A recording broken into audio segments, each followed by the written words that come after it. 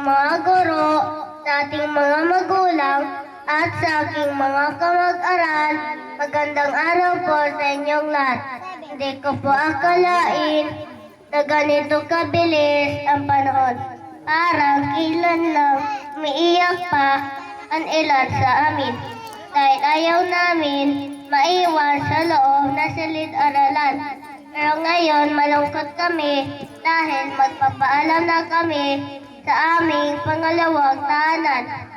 Teacher, maraming salamat po sa pagtsatsaga sa amin. Salamat po sa pagtuturo sa amin, magsulat ng aming pangalan, magbasa ng mga kwento, at maging mabuting bata. Hindi namin po kayo malilimutan.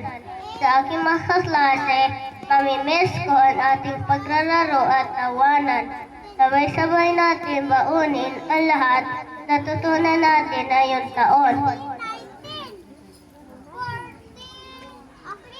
Sa aming mga magulang, salamat po sa pagmamahal sa amin at paggabay sa amin araw-araw. Para sa inyo po ang amin tagumpay na ito. Mami, Daddy, Tita Mir, Tita Shai, mahal ko po kayo. Daddy Densyo, sana po proud ka sa akin. I miss you and I love you po. Paalam na po sa kindergarten at handa na po kami para sa grade 1. Maraming salamat po at mabuhay tayong lahat.